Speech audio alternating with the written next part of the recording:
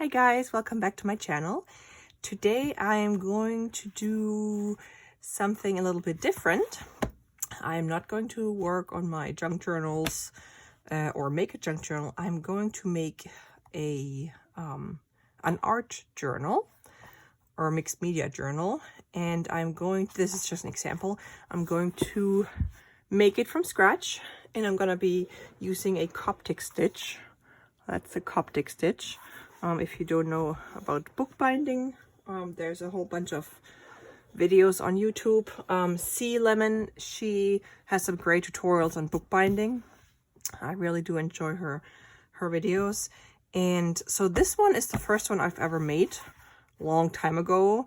And it's the nice thing about journals or books that are made with or put together with a Coptic stitch is they lay flat when you open them, so you can write, whereas like other books, let's see, that are bound differently, they don't really, like, you have, okay, I already took pages out here, but they don't lay flat. So that's what I am going to do.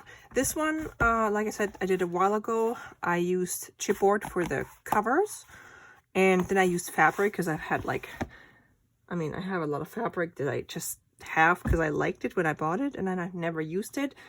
So for this one, I just put the fabric on here and then put some scrapbook paper in here as the inside of the cover. And I had a little notebook with graph paper that was the perfect size, and I just took all the papers out. They already, like, it had 3 signatures, and it was already like folded and or scored and everything, and I just sewed that in. That was just like a practice thing. And as you can tell, I have never written in it. That's what I do. I love journals. I have so many journals. Actually, for Christmas, I got 1, 2, 3, 4, 5 journals. I had them on my Amazon list, or some of my relatives gave me some journals because they know I like writing. But I gotta use them. I want to use them. It's just, I don't know. It's always the fear of starting because you don't want to mess something up. But anyway, I'm not going to make this art journal for myself. It is going to be a delayed Christmas present for my friend Dawn in Scotland. She's a great artist. And I told her her present's going to come late because the past few months were just super crazy. And she totally gets it. She totally understands.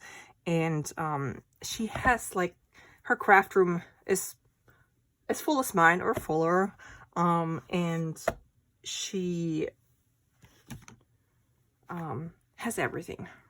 I love, like, we really enjoy buying crafty stuff for each other. We actually met on in a Facebook group on 5 years ago.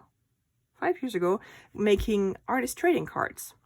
And she has been one of my dearest friends ever since. And I think I mentioned her before. She came to visit me in the States here in Maine with her daughter. And then I think 4 or 3 years ago, I went to visit her and her family in Scotland. And yeah, it's just a great friendship, and she's such a true inspiration because she's so creative, and I love seeing all her work. So I wanted to make something special for her because, like I said, she has at least one of everything. So it makes it harder to find good presents for someone, and I want to give her something that has a meaning. So I was like, I'm gonna make you an art journal because she is a great, like, she illustrates. She does I think she's taking another, like, college course. She's retired now from her work, but so now she has more time, and she's going back to school for like art. And she already is a great artist, but she really enjoys it. So I was like, well, if I make her a book like this with mixed media paper, she could paint in it, like with acrylics or inks and whatnot, and yeah, just use it as an art journal. I have made some art journals where I didn't really... Let me get one. Okay, so this was one, like the very first one I made, like years ago. I tried something with like modeling paste and some different inks. This is very basic. And what did I do? I only painted the first page with acrylics and that was it. But this is like, I think it's the same paper that I'm going to use. Anyway, this was just an example or just a test of what I could, like, I just felt like making something. I love books, so making books is awesome. Anyway, so sorry, I don't mean to bore you guys, because I know some people think I talk too much or my videos are too long. If my videos are too long for you, sorry, I just enjoy talking to you guys. Especially since I've been locked up at home pretty much for the past 2 years thanks to COVID, and I just need an outlet. Okay, so what I want to do, I'm not sure if I want to make a fabric cover like this. I like the fact that it's like soft, or do I want a paper cover? My concern was if I do a fabric cover and she paints, what happens if she gets paint in here? I mean, she could put masking tape here.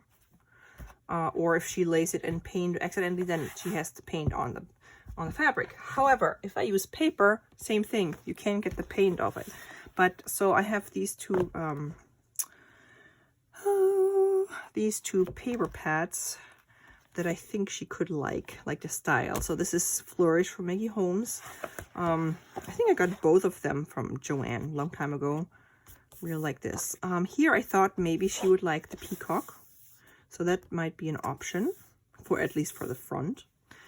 And then for the back, I might do the small, like, they don't have to have the same, the covers don't have to have the exact same images on them. Except I think I have 2 of the peacocks because I never used that. Yeah, so I could do it back and front. I don't know. I also really like this one, but I only have 1 left, I think. Linens. So yeah, don't know about this. I actually might go with the fabric. And then this one is Truly Grateful by Paige Evans. Also very pretty papers. If you like December dailies and little journals and photo mini albums, you should totally go find Paige Evans' YouTube channel. I watched her Christmas or December daily yesterday. Oh my goodness, she is the best. She makes such amazing books. Okay, I bought this fabric long time ago. It's one of the fabrics where I'm like, I love it, but I don't know what I'm going to do with it. However, I know my friend Dawn likes, like me, we like octopus and jellyfish and all this. So I was like, maybe I'll use this. That would be a nice way to use up some fabric. So I think I'm going to go with this. So I will have to iron this. As you can see, it has creases in it because it's just been folded in my cabinet for years. Okay, so what do I need? I need for the covers chipboard. This is, oops, let's see, this is an 1/8. I think it's an 1/8 of an inch of cardboard or chipboard, and I bought a whole pack. I think it was like 25, 12 by 12. I think I bought that on Amazon. I don't remember. I can find it. If it was Amazon, I can link it below. I don't remember where I bought it. It's been a long time, but I specifically bought it to make books because it's nice and sturdy.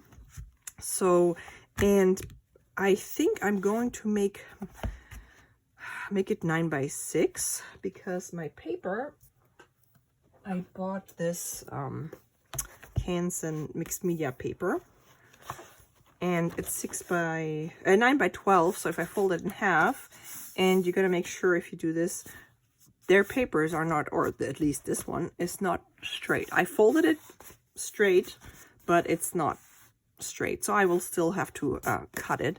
But so I think I'm going to use this page size, so that's a little too big for this. So I think I'm going to make the covers a little bit bigger. I don't know yet. But yeah, so this is gonna be the page. So she has a good area to draw or paint. And then I'm gonna take a few of these papers out and fold them to see how many I can fit in one signature. And depending on how many I can get in one signature, that also tells me how many signatures I'm gonna do. I don't want to be too many, so it's like too fat, but I don't know yet. So yes, this, and then I also have this tool. This is from We Are Memory Keepers. This came with this, and you've seen me use this stuff a lot when I bind my junk journals. And this is the, do they have a name? I think Paige Evans actually came out with a pink one, but I like the turquoise one.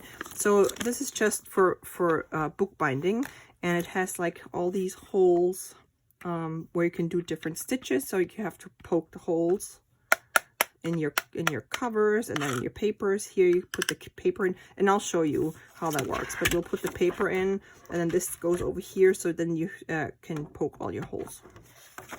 You don't have to use this. I thought it was pretty helpful. I've used it quite a few times, especially for the cover, because it's just nice to know exactly where you poke the holes, and you poke them in the same, like, so you don't mess up.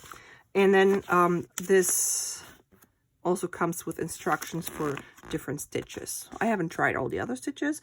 I've only done the Coptic stitch, but these are like Japanese stitch templates. This is it the Coptic stitch? Yep, Coptic stitch. So yeah, this is really, really neat if you want to make your own books. If you don't want to use like the pamphlet stitch, where you just have holes on the back spine and then stitch through. Yeah, so, but before we get too far ahead of ourselves, or before I get too far ahead of myself, I have to figure out size and stuff. So do I want to do this 9x6? How big do I want? And you don't have to use like bought chipboard. You can buy, if you have books left over, like from taking them apart, you could use, I could use this cover. Let's see. I could, like, if I wanted this to be bigger than, like this much bigger than my paper, I could use this. You can just cut it. So yeah, you can use whatever it goes here. Cardboard you have. Just make sure it's sturdy enough for what you want it to be, like a book. Okay, so if I do this, I gotta cut this. This is really bugging me right now. Where's my trimmer?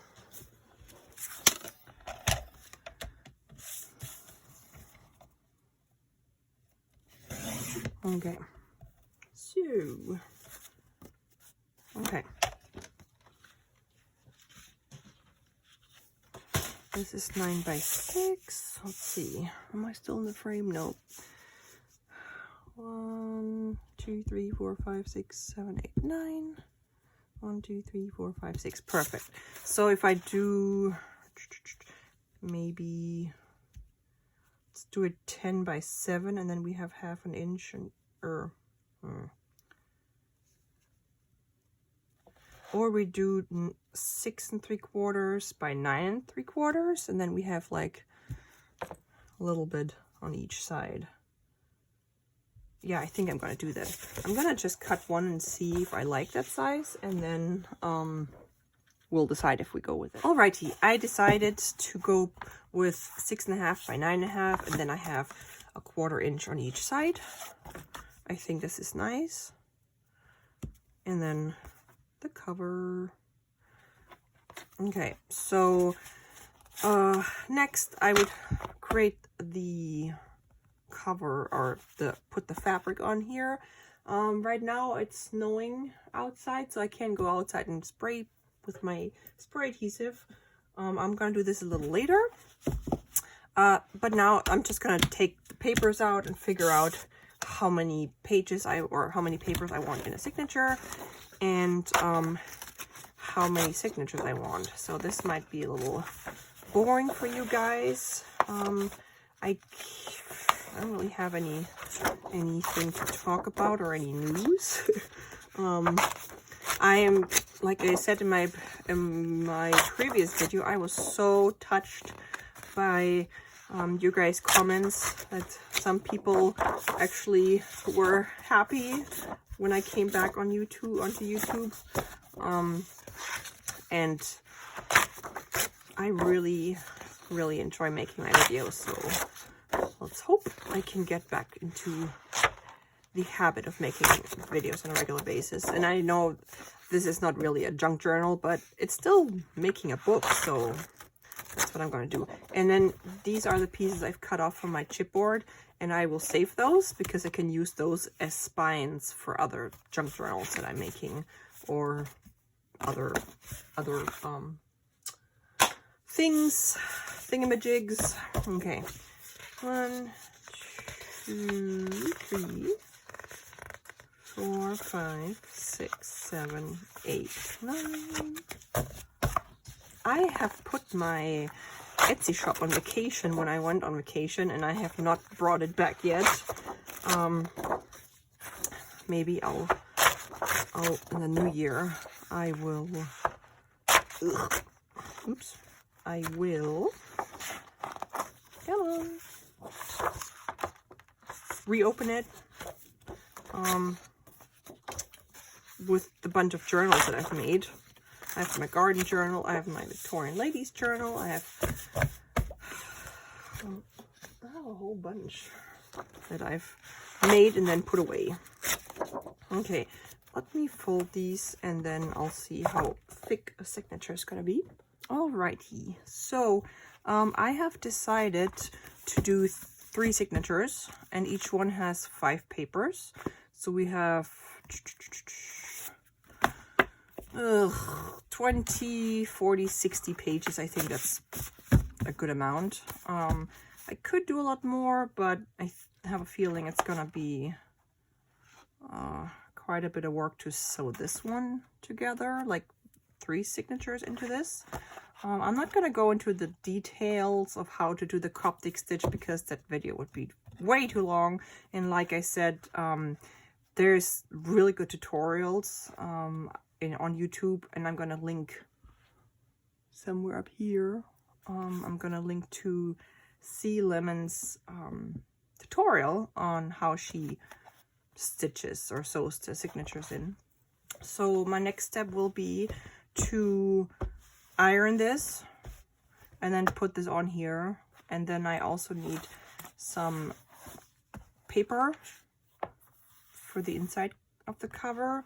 I'm gonna try to match it with one of these colors, maybe like a yellowish green or pink or white. And I think did I use I think I used the regular embroidery floss for this, but I think I might use this white waxed floss that came with the bookbinding kit. It reminds me of tooth like floss, so I guess you can use regular floss, but I think I'm gonna go with this, and it's white, so it goes really well with the fabric because we have white in the fabric.